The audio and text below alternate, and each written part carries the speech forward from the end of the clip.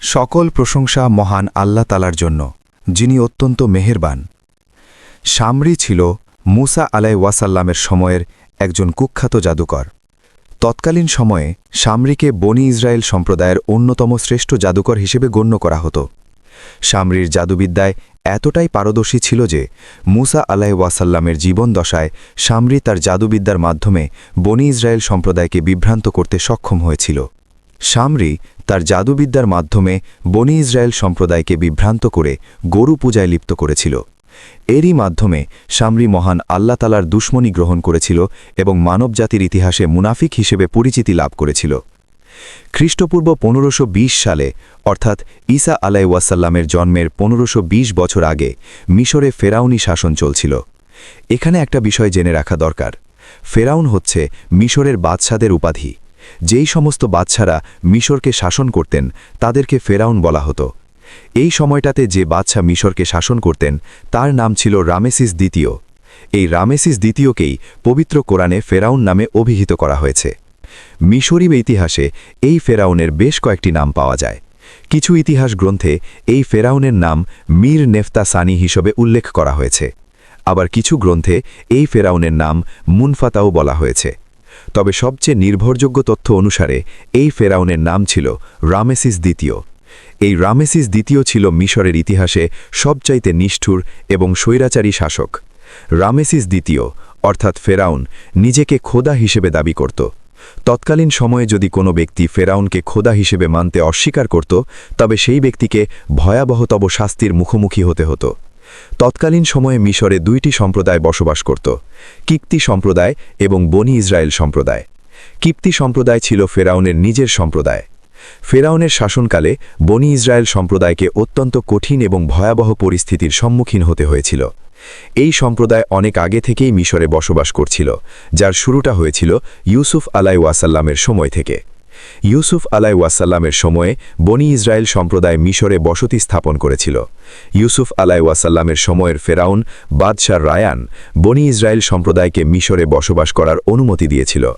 সময়ের সঙ্গে সঙ্গে বনি ইসরায়েল সম্প্রদায় মিশরে খুবই সমৃদ্ধশালী হয়ে উঠেছিল। এই সময়টাতে বনি ইসরায়েল সম্প্রদায় ইয়াকুব আলাইহিওয়াসাল্লামের দ্বীনের অনুসারী ছিল। তৎকালীন সময়ে ইহুদিরা অত্যন্ত ধর্মপরায়ণ ছিল এবং মহান আল্লাহ তালার দাসত্ব করত। এই কারণে তৎকালীন সময়ে বনি ইসরায়েল সম্প্রদায় মহান আল্লাহ তালার কাছে সবচেয়ে উত্তম সম্প্রদায় হিসেবে গণ্য হতো। বনি ইসরায়েল সম্প্রদায় ফেরাউনকে সেজদা করত না বা ফেরাউনকে রব হিসেবে মান্য করত না। এই কারণে ফেরাউন বনি ইসরায়েল সম্প্রদায়কে নির্মমভাবে অত্যাচার করত। সকল ধরনের কঠিন এবং নিকৃষ্ট মানের কাজ বনি ইসরায়েল সম্প্রদায়কে দিয়ে করানো হতো। কিপ্তি সম্প্রদায়ের লোকেরা বনি ইসরায়েল সম্প্রদায়কে ইচ্ছামতো অত্যাচার করতে পারত। এমনকি অনেক সময় শুধুমাত্র আনন্দ করার জন্য যে কোনো বনি ইসরায়েলিকে হত্যা করতে পারত। বনি ইসরায়েল সম্প্রদায়ের কাউকে হত্যা করাকে তৎকালীন সময়ে কোনো অপরাধ হিসেবে গণ্য করা হতো না। যদি কোনো বনি ইসরায়েলি এই সমস্ত অত্যাচারের বিরুদ্ধে প্রতিবাদ করত তবে সেই বনি ইসরায়েলিকে কঠোর শাস্তির সম্মুখীন হতে হতো। ইবনে আব্বাস রাদিয়াল্লাহু তাআলা আনহু থেকে বর্ণিত, এক রাতে ফেরাউন স্বপ্নে দেখল বাইতুল মুকাদ্দাস থেকে একটি আগুনের গোলা এসে সমগ্র মিশরকে জ্বালিয়ে দিচ্ছে। কিন্তু আশ্চর্যের বিষয় হচ্ছে এই আগুন বনি ইসরায়েল সম্প্রদায়ের কোনো ক্ষতি করছে না। এই স্বপ্নের কারণে ফেরাউন অত্যন্ত উদ্বিগ্ন হয়ে পড়েছিল। পরের দিন সকালে ফেরাউন মিশরের স্বপ্ন ব্যাখ্যাকারীগণকে একত্রিত করে এই স্বপ্নের ব্যাখ্যা চাইলেন। স্বপ্ন ব্যাখ্যাকারীগণ বললেন, হে মহামান্য বাদশাহ, বনি ইসরায়েল সম্প্রদায় এমন একটি শিশুর জন্ম হবে যে শিশু আপনার রাজত্বকে ধ্বংস করে ফেলবে। তাফসির ইবনে কাসির কিতাবে বর্ণিত হয়েছে, বনি ইসরায়েল সম্প্রদায়ের কিছু প্রাচীন কিতাবে এই ব্যাপারে ভবিষ্যৎবাণী করা হয়েছিল যে যখন জালিম সম্প্রদায় বনি ইসরায়েল সম্প্রদায়কে দাসত্বের শৃঙ্খলে আবদ্ধ করে ফেলবে তখন মহান আল্লাহ তাআলা এই জাতিকে উদ্ধারের জন্য একজন মসিহা পাঠাবেন। এই মসিহা জালিমের রাজত্ব ধ্বংস করে ফেলবে এবং বনি ইসরায়েল সম্প্রদায়কে মুক্ত করবেন বনি ইসরায়েল সম্প্রদায়। এই ভবিষ্যৎবাণীর কারণে মুক্তির আশায় দিন গুনছিল এবং সেই মসিহার আগমনের জন্য অপেক্ষা করছিল। স্বপ্ন ব্যাখ্যাকারীগণ যখন ফেরাউনকে এই স্বপ্নের ব্যাখ্যা দিলেন তখন ফেরাউন অত্যন্ত আতঙ্কিত হয়ে পড়েছিল, কারণ ফেরাউন নিজেও বনি ইসরায়েলের সেই ভবিষ্যৎবাণীর ব্যাপারে জানত। যে ভবিষ্যৎবাণীতে বলা হয়েছে একজন মসিহা আসবেন এবং সেই মসিহা ফেরাউনের রাজত্বকে ধ্বংস করে ফেলবে। স্বপ্নের ব্যাখ্যা শুনে ফেরাউন অনেকক্ষণ চুপ ছিল। এই সময় ফেরাউনের দরবারে পিন পতন নীরবতা বিরাজ করছিল। একটা সময় পর ফেরাউন আতঙ্কিত কণ্ঠে বললেন, বনি ইসরায়েল সম্প্রদায় জন্ম নেওয়া সকল পুত্র সন্তানকে হত্যা করতে হবে। দরকার হলে আমি সমগ্র বনি ইসরায়েল সম্প্রদায়কে ধ্বংস করে ফেলব।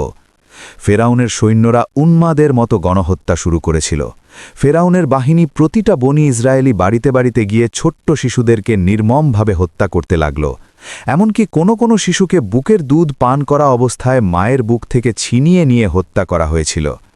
একদিকে ফেরাউন সমগ্র মিশর জুড়ে নির্মম হত্যাযজ্ঞ চালাচ্ছিল, অন্যদিকে মহান আল্লাহ তাআলা মুসা আলাইহি ওয়াসাল্লামকে দুনিয়াতে পাঠানোর ব্যাপারে সিদ্ধান্ত নিয়েছিলেন। এইভাবে হাজার হাজার বনি ইসরায়েল শিশুকে এই নির্মম হত্যাকাণ্ডের শিকার হতে হয়েছিল। যখন এই হত্যাকাণ্ড সমস্ত সীমা অতিক্রম করেছিল, তখন ফেরাউনের মন্ত্রী হামান ফেরাউনকে উদ্দেশ্য করে বলল, হে মহামান্য বাদশাহ, যদি বনি ইসরায়েলের সমস্ত শিশুকে এইভাবে হত্যা করা হয়, তবে ভবিষ্যতে বনি ইসরায়েল সম্প্রদায় পুরুষ শূন্য হয়ে যাবে। যদি বনি ইসরায়েল সম্প্রদায় পুরুষ শূন্য হয়ে যায়, তবে আমরা মহা বিপদে পড়ে যাব। মিশরের সমস্ত শ্রমিক বনি ইসরায়েল সম্প্রদায়ের। এইভাবে চলতে থাকলে আমরা কোনো শ্রমিক পাব না। মিশরের নিম্ন, ঘৃণ এবং নোংরা কাজ করার মতো আমরা আর কাউকে পাব না। মন্ত্রী হামানের এই কথাগুলি অত্যন্ত যুক্তিযুক্ত ছিল। ফেরাউন মন্ত্রী হামানের কথার বাস্তবতাকে উপলব্ধি করতে পারল। এরপর ফেরাউন মন্ত্রী হামানের সঙ্গে পরামর্শ করে সিদ্ধান্ত নিল, এখন থেকে যে বছর শিশুদেরকে হত্যা করা হবে, তার পরের বছর হত্যা করা হবে না। এর পরের বছর আবারও হত্যা করা হবে। যে বছর বনি ইসরায়েল শিশুদেরকে হত্যা করা হচ্ছিল, সেই বছর বনি ইসরায়েল সম্প্রদায়ে 2টি শিশু জন্মগ্রহণ করেছিল। একটি শিশুকে মহান আল্লাহ তাআলার হুকুমে একটি সিন্দুকে ভরে নীল নদে ভাসিয়ে দেওয়া হয়েছিল। সিন্দুক সেই শিশুটিকে নিয়ে ভাসতে ভাসতে ফেরাউনের প্রাসাদে পৌঁছে গিয়েছিল। মহান আল্লাহ তাআলার ইচ্ছায় ফেরাউনের প্রাসাদে সিন্দুকে ভেসে আসা শিশুটিকে রাজপুত্র হিসেবে স্বীকৃতি দেওয়া হয়েছিল। অন্য শিশুটিকে ফেরাউনের ভয়ে শিশুটির মা পাহাড়ের গুহায় লুকিয়ে রেখেছিল। কাকতালীয়ভাবে এই 2 জন শিশুরই নাম ছিল মুসা। ফেরাউনের প্রাসাদে আশ্রয় লাভ করা শিশুটি ছিল মুসা ইবনে ইমরান আলাইহি ওয়াসাল্লাম। মুসা আলাইহি ওয়াসাল্লাম রাজপুত্র হিসেবে স্বীকৃতি পেয়েছিলেন। ফেরাউনের প্রাসাদে মুসা আলাইহি ওয়াসাল্লামকে রাজকীয়ভাবে লালন পালন করার সমস্ত প্রস্তুতি সম্পন্ন করা হয়েছিল। অন্য শিশুটির নাম ছিল মুসা ইবনে জাফার। এই মুসা ইবনে জাফারই পরবর্তীকালে সামরি হিসেবে পরিচিতি লাভ করেছিল। কিছু রেওয়ায়েতে বর্ণিত হয়েছে মুসা ইবনে জাফারকে লালন পালন করেছিলেন জিব্রাইল আলাইহি ওয়াসাল্লাম।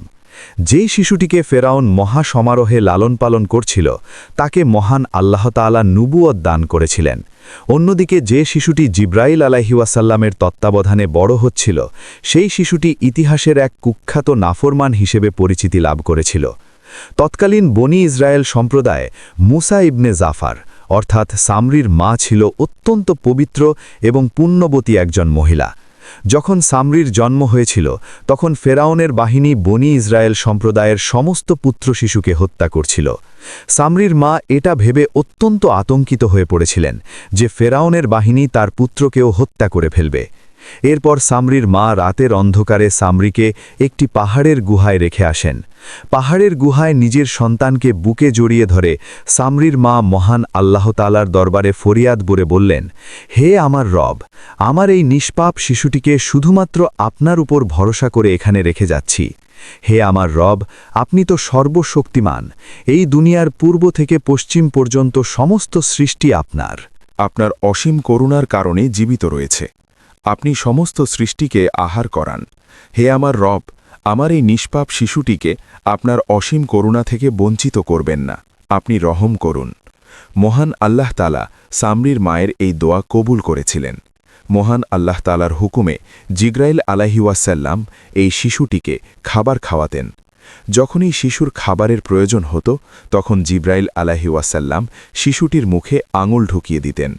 শিশুটি জিব্রাইল আলাইহি ওয়াসাল্লামের আঙুল থেকে দুধ এবং অপর একটি আঙুল থেকে মধু পান করে তৃপ্ত হতো। সামরির মাঝে মাঝে এই গুহায় সামরিতে দেখতে আসতেন। যখন তিনি দেখতেন মহান আল্লাহ তাআলা তার পুত্রকে সহি সালামতে রেখেছেন, তখন সামরির মা মহান আল্লাহ তাআলার দরবারে শুকরিয়া আদায় করতেন। এইভাবে দিন অতিবাহিত হচ্ছিল এবং সামরি দিনে দিনে বড় হচ্ছিল। কিছু রেওয়ায়াতে বর্ণিত হয়েছে সামরির জন্ম হয়েছিল ফেরাউনের গোত্র কৃপ্তি সম্প্রদায়ে।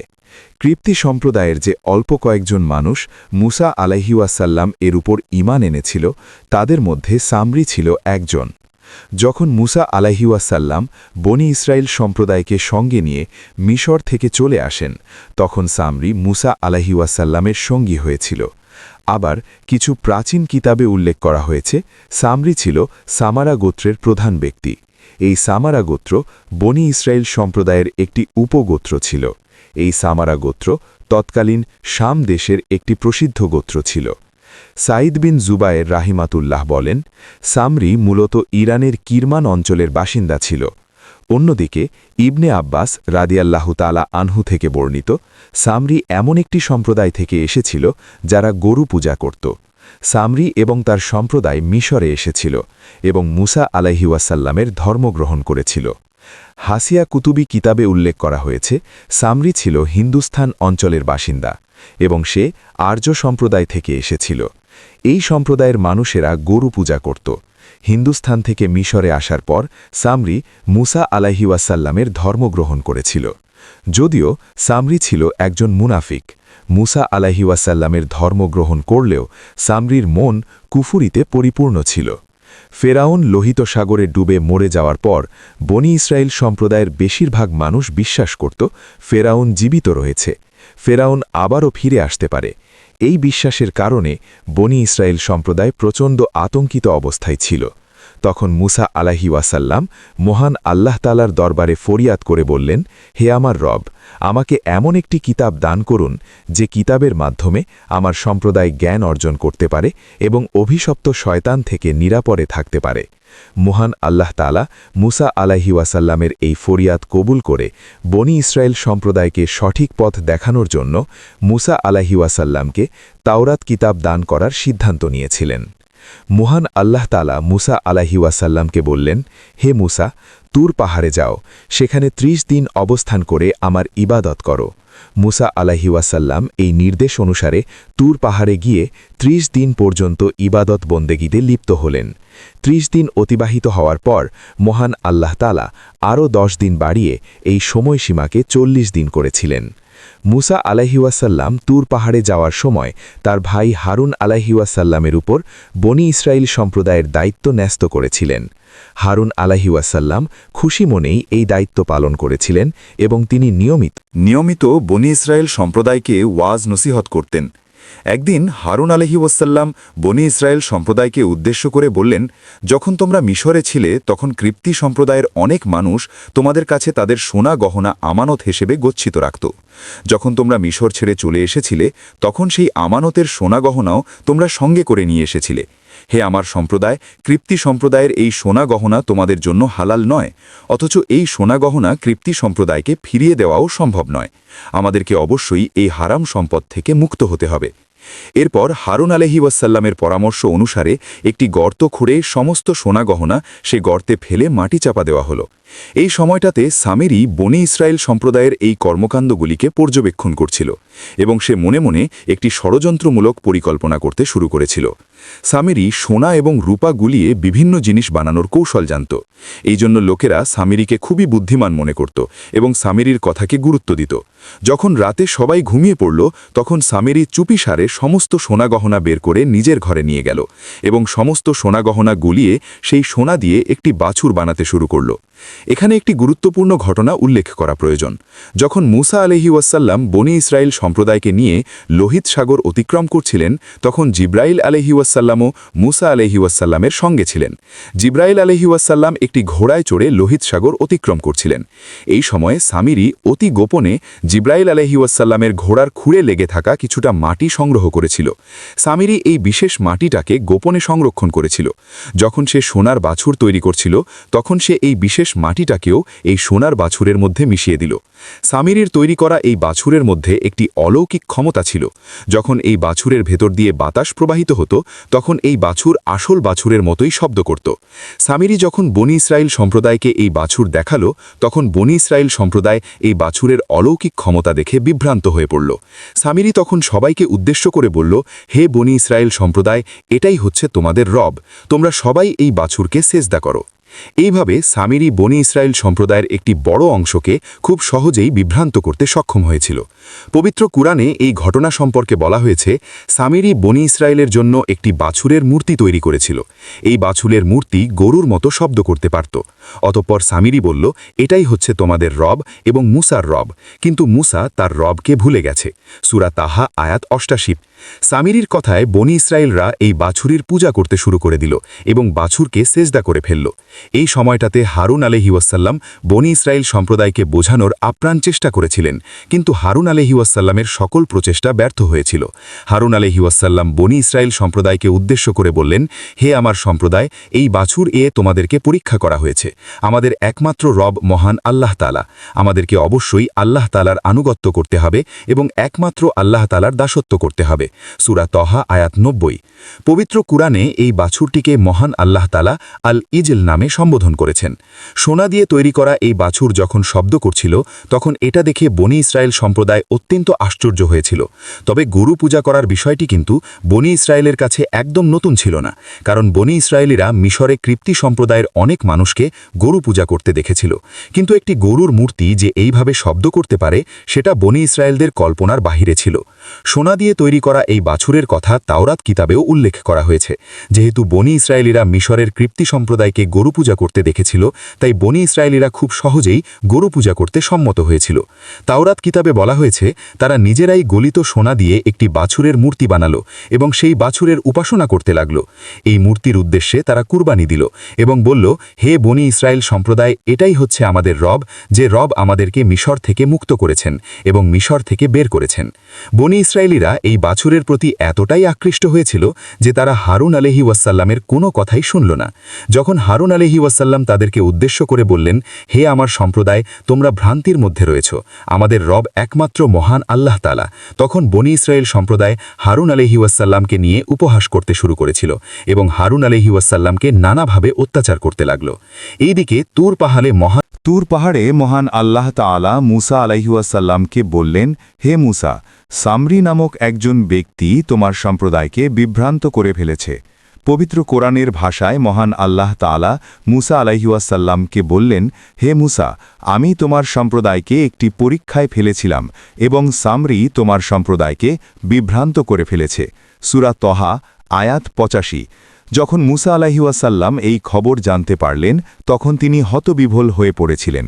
মুসা আলাইহিওয়াসাল্লাম দীর্ঘ সময় চুপ করে রইলেন। এই ঘটনায় তিনি অত্যন্ত কষ্ট পেয়েছিলেন।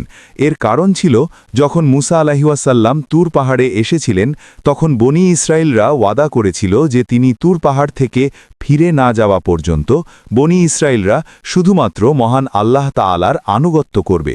কিন্তু বনি ইসরায়েলিরা মুসা আলাইহিওয়াসাল্লামের জন্য অপেক্ষা করে নাই এবং নিজেদের ওয়াদা রক্ষা করে নাই। হারুন আলাইহিওয়াসাল্লাম শত চেষ্টা করেও ব্যর্থ হয়েছেন।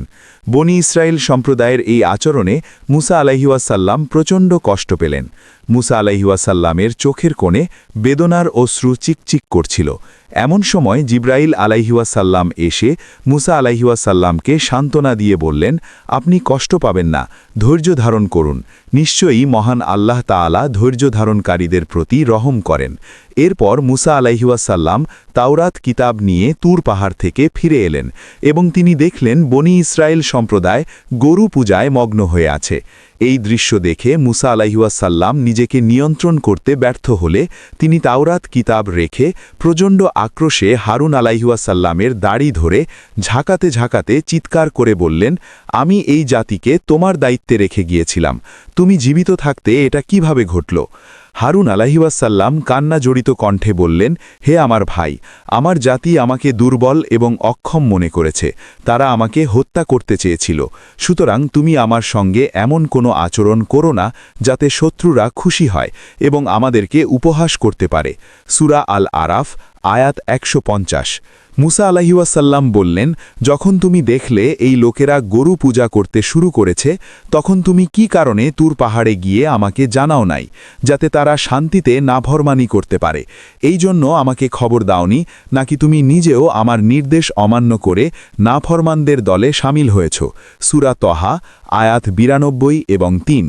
বনি ইসরায়েল সম্প্রদায়ের এই অধঃপতন দেখে মুসা আলাইহিওয়াসাল্লাম অত্যন্ত রাগান্বিত অবস্থায় ছিলেন। এই জন্য হারুন আলাইহিওয়াসাল্লাম মুসা আলাইহিওয়াসাল্লামকে শান্ত হতে বলেছিলেন।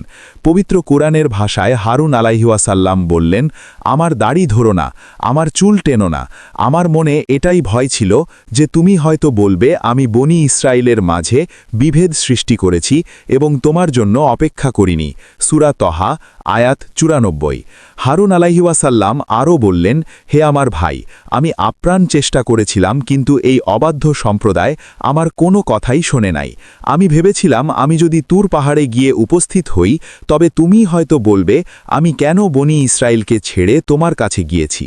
মুসা আলাইহিওয়াসাল্লাম এইবার বনি ইসরায়েল সম্প্রদায়কে উদ্দেশ্য করে বললেন, হে আমার সম্প্রদায়, মহান আল্লাহ তাআলা তোমাদের অসংখ্য নেয়ামত দিয়েছেন, তোমাদেরকে ফেরাউনের কবল থেকে উদ্ধার করেছেন, আর সেই তোমরা মাত্র কয়েকদিনের মধ্যেই মহান আল্লাহ তাআলাকে ভুলে গেলে। তোমরা এমন এক নাফরমানিতে লিপ্ত হয়েছ যে নাফরমানির কারণে পূর্বের অনেক জাতি ধ্বংসপ্রাপ্ত হয়েছে। কিছু কিতাবে বলা হয়েছে হারুন আলাইহিওয়াসাল্লাম নিজেই একটি গর্ত খুঁড়ে সেখানে আগুন জ্বালিয়ে বলেছিলেন, সমস্ত সোনা গহনা এখানে ফেলে দাও। ইবনে আব্বাস রাদিয়াল্লাহু তাআলা আনহু থেকে বর্ণিত, হারুন আলাইহিওয়াসাল্লামের উদ্দেশ্য ছিল সমস্ত সোনা গহনা গলিয়ে একটি ঢোল বানাবেন। এরপর যখন মুসা আলাইহিওয়াসাল্লাম তুর পাহাড় থেকে ফেরত আসবেন তখন এই সোনার ব্যাপারে মুসা আলাইহিওয়াসাল্লাম যা সিদ্ধান্ত নেবেন সেটাই করা হবে। কিন্তু সামরি সমস্ত সোনা গহনা চুরি করে একটি বাছুর বানিয়ে ফেলল। এরপর সেই বাছুরে জিব্রাইল আলাইহিওয়াসাল্লামের পায়ের মাটি মিশিয়ে দিল। এই মাটির অলৌকিক গুণের কারণে বাছুর শব্দ করতে শুরু করেছিল এবং এটা ছিল বনি ইসরায়েল সম্প্রদায়ের জন্য অন্যতম ভয়াবহ ফিতনা। এই ফিতনার কারণে বনি ইসরায়েল সম্প্রদায় বাছুরকে পূজা করতে শুরু করেছিল এবং তারা বাছুরকে সেজদা করে ফেলল। তবে কিছু বনি ইসরায়েল এই ফিতনা থেকে দূরে ছিল। ফিতনা থেকে দূরে থাকা দলটি নাফরমানদেরকে উদ্দেশ্য করে বলল, তোমরা মহান আল্লাহ তাআলার কাছে ক্ষমা চাও, নিশ্চয়ই শয়তান আমাদের প্রকাশ্য শত্রু। কিন্তু নাফরমান দলটি ঈমানদার দলকে উদ্দেশ্য করে বলল, এটাই আমাদের রব, এটা মুসারও রব। মুসা ভুল করে অন্য কাউকে রব হিসেবে মান্য করছে।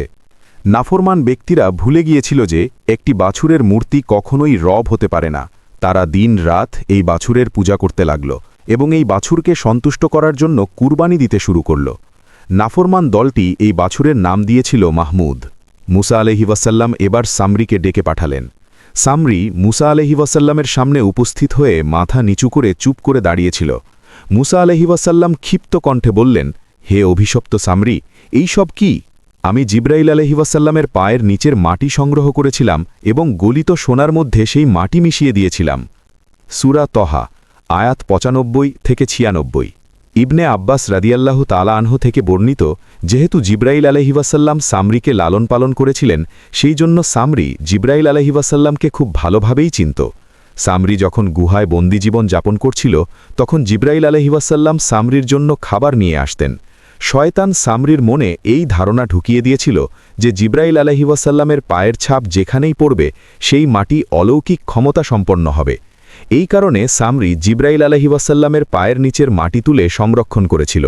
যখন মুসা আলাইহিওয়াসাল্লাম বনি ইসরায়েলি সম্প্রদায়কে নিয়ে লোহিত সাগর অতিক্রম করছিলেন তখন জিব্রাইল আলাইহিওয়াসাল্লাম মুসা আলাইহিওয়াসাল্লামের সঙ্গেই ছিলেন। জিব্রাইল আলাইহিওয়াসাল্লামকে দেখেই সামরি চিনতে পেরেছিল। এরপর সামরি নিজের পরিকল্পনা মাফিক জিব্রাইল আলাইহিওয়াসাল্লামের ঘোড়ার খুঁড়ে লেগে থাকা মাটি অতি গোপনে সংগ্রহ করে ফেলল।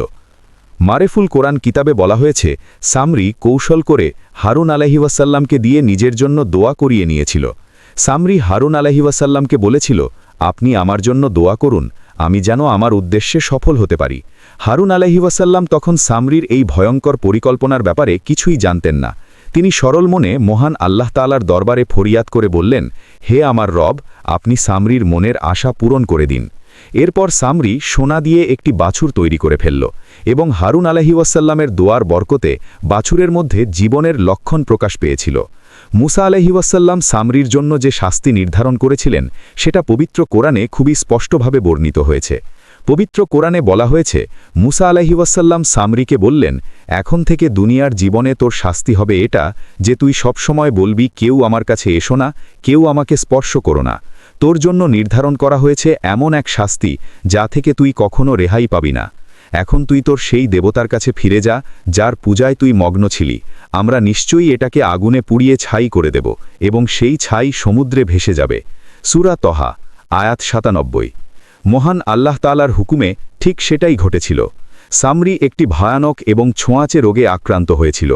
এই রোগের কারণে সামরি সারাটি জীবন ধরে চিৎকার করে বলতো, লা মিসাস, অর্থাৎ আমাকে স্পর্শ করো না, কেউ আমার ধারে কাছেও এসো না। কারণ যে মানুষই তাকে স্পর্শ করত অমনি সেই ব্যক্তি এবং সামরি উভয়েই প্রচণ্ড জ্বরে আক্রান্ত হতো। এই জ্বর খুবই কষ্টদায়ক হতো। এই কষ্ট থেকে মুক্তি পাওয়ার জন্য সামরি মানুষকে চিৎকার করে বলতো, আমাকে স্পর্শ করো না।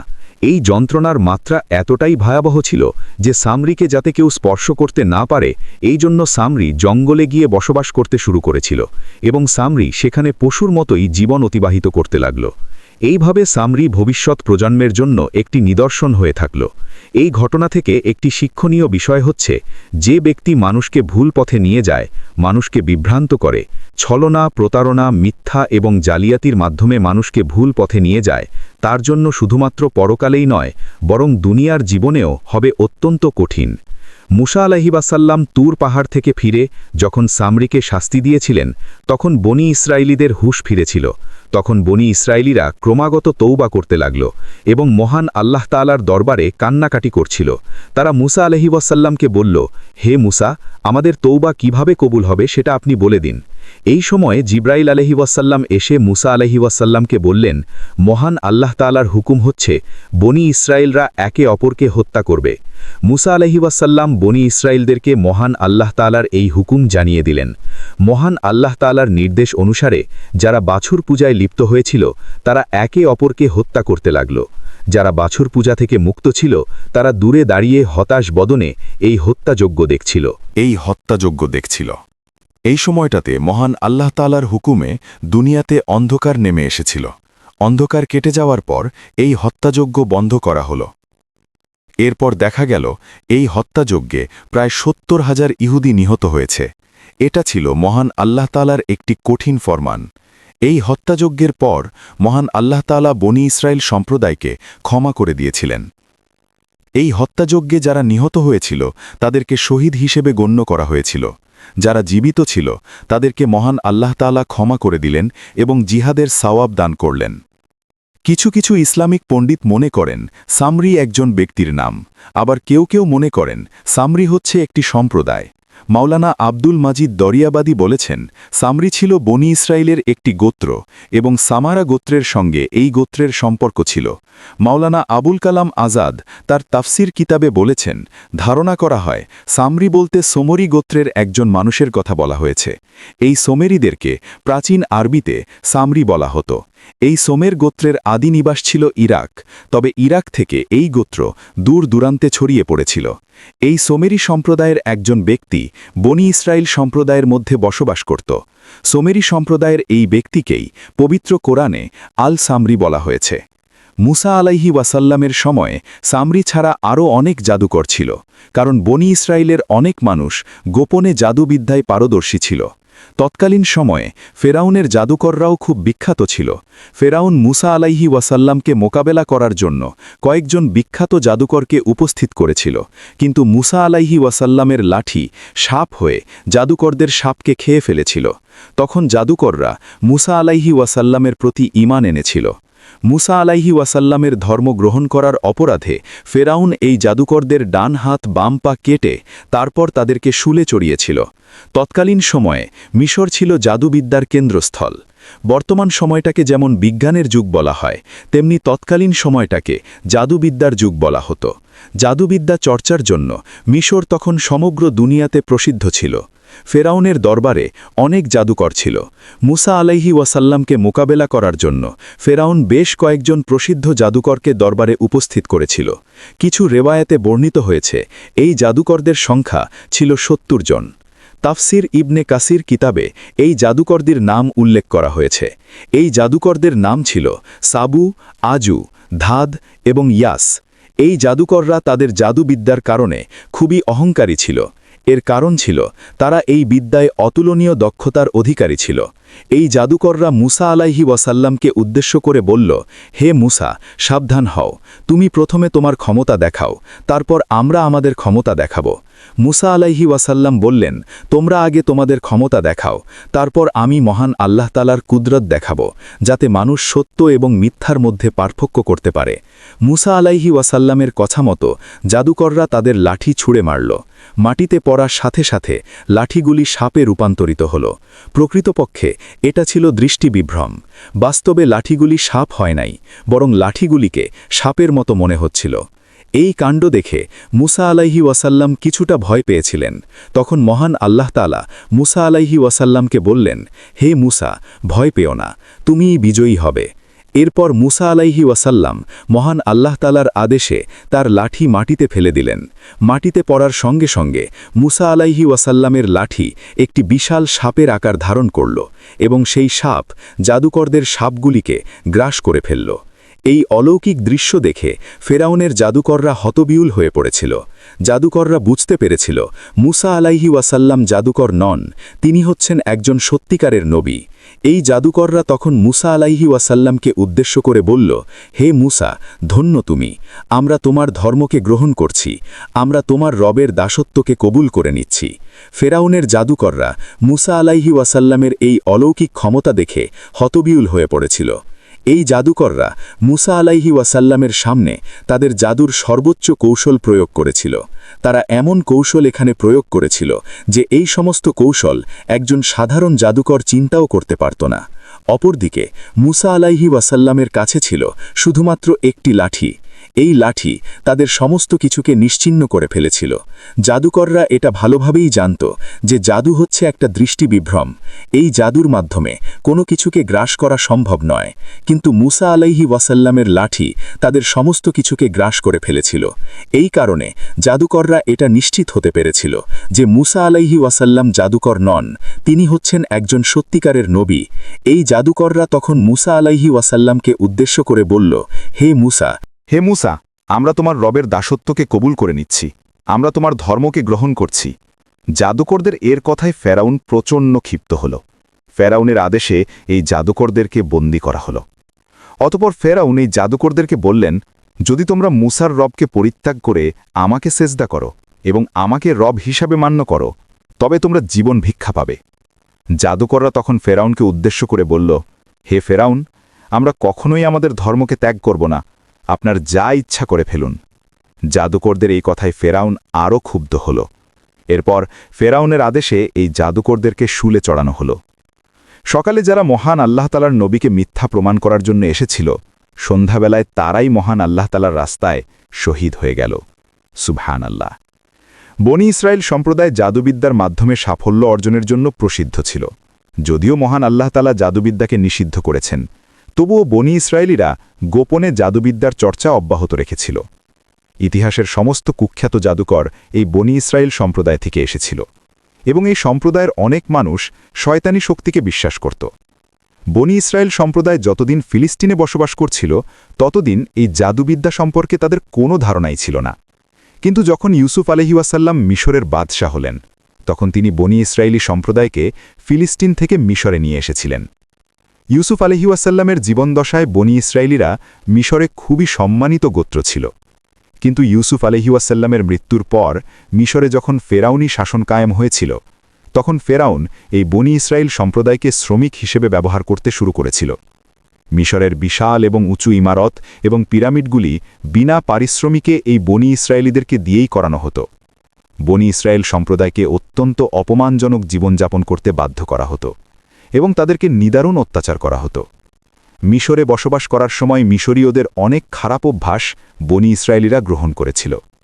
প্রথমত, ফেরাউন প্রচণ্ড অহংকারী ছিল। এই ফেরাউনকে দেখে বনি ইসরায়েলিদের মধ্যে প্রচণ্ড অহংকার এবং দম্ভ জন্ম নিয়েছিল। দ্বিতীয়ত, তৎকালীন সময়ে মিশরে কালো জাদুর ব্যাপক প্রচলন ছিল।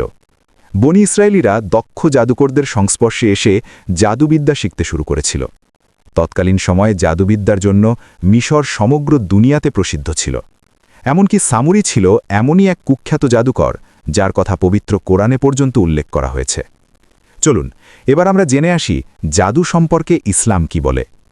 ইসলাম ধর্মে কালো জাদুকে অভিশপ্ত এবং কুফরি হিসেবে গণ্য করা হয়।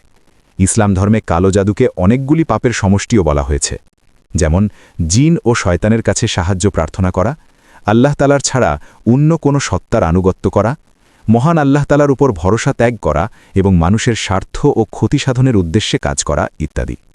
জাদু মানুষের মূল কেটে দেয় এবং এর ভিত্তি ধ্বংস করে ফেলে। জাদুর কারণে পরিবারের ঝগড়া এবং বিশৃঙ্খলার সৃষ্টি হয়। নবী করিম সাল্লাল্লাহু আলাইহি ওয়াসাল্লাম বলেছেন, 7টি ধ্বংসাত্মক জিনিস থেকে বেঁচে থাকতে হবে। তখন সাহাবায়ে কেরামগণ বললেন, হে আল্লাহর রসুল সাল্লাল্লাহু আলাইহি ওয়াসাল্লাম, সেগুলি কি? তখন নবী করিম সাল্লাল্লাহু আলাইহি ওয়াসাল্লাম বললেন, মহান আল্লাহ তাআলার সঙ্গে শিরক করা, জাদু করা, এমন ব্যক্তিকে হত্যা করা যাকে হত্যা করা মহান আল্লাহ তাআলা হারাম করেছেন, সুদ খাওয়া, ইয়াতিমের সম্পদ ভক্ষণ করা, যুদ্ধের দিন ময়দান থেকে পিঠ দেখিয়ে পালিয়ে যাওয়া, নির্দোষ পবিত্র নারীদের ওপর অপবাদ এবং মিথ্যা অভিযোগ আরোপ করা। আরবি ভাষায় জাদুকে সিহার বলা হয়। ইসলামী দৃষ্টিকোণ থেকে সিহার বা জাদু বলতে এমন এমন কাজকে বোঝানো হয় যেখানে শয়তানের সাহায্য নেওয়া হয়। কখনো কখনো এমন মন্ত্র ব্যবহার করা হয় যেগুলোতে কুফরি এবং শিরকি কথাবার্তা থাকে। এটা ইসলামের নিষিদ্ধ এবং অত্যন্ত জঘন্য পাপ হিসেবে গণ্য করা হয়। ইসলামের ইতিহাসে একটি উল্লেখযোগ্য ঘটনা হচ্ছে নবী করিম সাল্লাল্লাহু আলাইহি ওয়াসাল্লামের উপর ইহুদিরা জাদু করেছিল। এই জাদুর ফলে নবী করিম সাল্লাল্লাহু আলাইহি ওয়াসাল্লামের উপর কিছুটা প্রভাব পড়েছিল। তবে মহান আল্লাহ তাআলা ওহীর মাধ্যমে এই জাদুর বিষয়টি প্রকাশ করে দিয়েছিলেন এবং এই জাদুকে নষ্ট করা হয়েছিল। এই ঘটনাটি সহিহ হাদিস দ্বারা প্রমাণিত। সহিহ বুখারীতে বর্ণিত একটি হাদিসে উল্লেখ করা হয়েছে, একবার একজন ইহুদি নবী করিম সাল্লাল্লাহু আলাইহি ওয়াসাল্লামের ওপর জাদু করেছিলেন। যখন নবী করিম সাল্লাল্লাহু আলাইহি ওয়াসাল্লাম জাদুর কারণে অসুস্থ হয়ে পড়েছিলেন, তখন জিব্রাইল আলাইহি ওয়াসাল্লাম এসেছিলেন এবং নবী করিম সাল্লাল্লাহু আলাইহি ওয়াসাল্লামের ওপর সূরা ফালাক এবং সূরা নাস নাজিল করা হয়েছিল। জিব্রাইল আলাইহি ওয়াসাল্লাম বললেন, একজন ইহুদি আপনার ওপর জাদু করেছে এবং সেই জাদুর তাবিজ অমুক কুয়াতে লুকিয়ে রাখা হয়েছে। নবী করিম সাল্লাল্লাহু আলাইহি ওয়াসাল্লাম তখন আলী রাদিয়াল্লাহু তাআলা আনহুকে পাঠালেন সেই তাবিজটি আনতে। আলী রাদিয়াল্লাহু তাআলা আনহু যখন সেখান থেকে তাবিজটি নিয়ে এলেন, তখন নবী করিম সাল্লাল্লাহু আলাইহি ওয়াসাল্লাম আলী রাদিয়াল্লাহু তাআলা আনহুকে বললেন, এই তাবিজের গিঁটগুলি একে একে খোলো এবং প্রতিটি গিঁট খোলার সময় সূরা ফালাক এবং সূরা নাসের একটি করে আয়াত পড়ো। আলী রাদিয়াল্লাহু তাআলা আনহু যখন এটা করলেন, তখন নবী করিম সাল্লাল্লাহু আলাইহি ওয়াসাল্লাম এমনভাবে সুস্থ হয়ে গেলেন যেন আগে কিছুই হয়নি। এমনভাবে সুস্থ হলেন যে যেন তিনি আগে কখনো অসুস্থ হন নাই। এই ঘটনা থেকে আমরা জাদুর প্রভাব এবং তার প্রতিকার সম্পর্কে শিক্ষা পেতে পারি। সহিহ বুখারীতে আরেকটি হাদিসে নবী করিম সাল্লাল্লাহু আলাইহি ওয়াসাল্লাম বলেছেন, নিশ্চয়ই কিছু বয়ান জাদুর মতো। এর মানে হচ্ছে কিছু বক্তৃতা বা কথা এতটাই প্রভাবশালী হতে পারে যে এর মাধ্যমে মানুষ ভুলকে সঠিক এবং সঠিককে ভুল মনে করতে পারে। এই কারণে নবী করিম সাল্লাল্লাহু আলাইহি ওয়াসাল্লাম এই ধরনের বক্তৃতাকে জাদুর সঙ্গে তুলনা করেছেন। নবী করিম সাল্লাল্লাহু আলাইহি ওয়াসাল্লাম বলেছেন, যে ব্যক্তি জ্যোতিষীর কাছে গিয়ে তার সম্পর্কে কিছু জিজ্ঞাসা করবে, তার 40 দিনের নামাজ কবুল হবে না। এই হাদিস থেকে বোঝা যায় জ্যোতিষবিদ্যা বা ভবিষ্যৎবাণীর উপর ভরসা করা ইসলামে নিষিদ্ধ। সহিহ মুসলিমের আরেকটি হাদিসে নবী করিম সাল্লাল্লাহু আলাইহি ওয়াসাল্লাম বলেছেন, শয়তান তার এজেন্টদের বড় বড় কাজে খুশি হয় না, কিন্তু সে খুব খুশি হয় যখন তার কোনো অনুসারী স্বামী স্ত্রীর মধ্যে বিচ্ছেদ ঘটায়। এই হাদিস থেকে বোঝা যায় শয়তানের প্রধান লক্ষ্য হল মানুষের মধ্যে বিভেদ সৃষ্টি করা, বিশেষ করে স্বামী স্ত্রীর মধ্যে। আবু হুরাইরা রাদিয়াল্লাহু তাআলা আনহু থেকে বর্ণিত একটি হাদিসে নবী করিম সাল্লাল্লাহু আলাইহি ওয়াসাল্লাম বলেছেন, যে ব্যক্তি কোনো কাহিন বা জ্যোতিষীর কথা বিশ্বাস করে সে কুরআনকে অবিশ্বাস করে। ইসলামে জাদু শেখা এবং জাদু করা উভয়ই কুফরি হিসেবে বিবেচনা করা হয়। যে ব্যক্তি জাদু করে তার জন্য কঠোর শাস্তি নির্ধারণ করা হয়েছে। জুন্দুব ইবনে কাব থেকে বর্ণিত একটি হাদিসে নবী করিম সাল্লাল্লাহু আলাইহি ওয়াসাল্লাম বলেছেন, জাদুকরের শাস্তি হল তাকে তলোয়ার দিয়ে হত্যা করতে হবে। খলিফায়ে রাশিদিনরা এই আইনকে কঠোরভাবে পালন করেছেন। তবে জাদুর প্রভাব তখনই কার্যকর হয় যখন মহান আল্লাহ তাআলার ইচ্ছা হয়, কারণ সমস্ত কিছুই তার হুকুমের উপর নির্ভরশীল। নবী করিম সাল্লাল্লাহু আলাইহি ওয়াসাল্লামের উপর জাদু করা হয়েছিল, কিন্তু মহান আল্লাহ তাআলা তাকে এই ক্ষতি থেকে রক্ষা করেছেন। তার মাধ্যমে উম্মতের জন্য জাদুর প্রতিকার শেখানো হয়েছে। কাতাদা রাদিয়াল্লাহু তাআলা আনহু থেকে বর্ণিত, তিনি সাঈদ বিন মুসাইয়েব রাদিয়াল্লাহু তাআলা আনহুকে জিজ্ঞাসা করেছিলেন, যদি কোনো ব্যক্তির উপর জাদু করা হয় এবং তার স্ত্রীর কাছে পৌঁছতে বাধা দেওয়া হয়, তবে জাদু ভাঙার জন্য কিছু কি করা বৈধ? তখন তিনি বললেন, এতে কোনো দোষ নেই। জাদু ভাঙার চেষ্টাকারীদের নিয়ত ভালো এবং মহান আল্লাহ তাআলা এমন কিছু করতে নিষেধ করেননি যা থেকে উপকার পাওয়া যায়। জাদুর কারণে মানুষ অনেক বড় বিপদে পড়তে পারে, এমনকি কখনো কখনো জাদুর মাধ্যমে মানুষের জীবন পর্যন্ত নষ্ট হতে পারে। কালো জাদুকররা এমন কাজও করতে পারে যার মাধ্যমে মানুষকে মৃত্যুর দিকে ঠেলে দেওয়া যায়। তবে মৃত্যু একটি নির্দিষ্ট সময়ে আসে যা মহান আল্লাহ তাআলা নির্ধারণ করেছেন। কিন্তু যেমন বাহ্যিক কারণে মানুষের মৃত্যু হয়, তেমনি জাদুও একটি কারণ হিসেবে কাজ করতে পারে। সুপ্রিয় দর্শক মণ্ডলী, প্রতিদিন নতুন নতুন ভিডিও পেতে আমাদের চ্যানেলটি অবশ্যই সাবস্ক্রাইব করুন এবং পাশে থাকা বেল আইকনটি প্রেস করতে অবশ্যই ভুলবেন না। এবং সেই সাথে আপনার যে কোনো মতামত আমাদের জানাতে আমাদের ভিডিওতে অবশ্যই কমেন্ট করুন। আশা করি আপনারা সবাই ভালো থাকবেন এবং সুস্থ থাকবেন। আসসালামু আলাইকুম।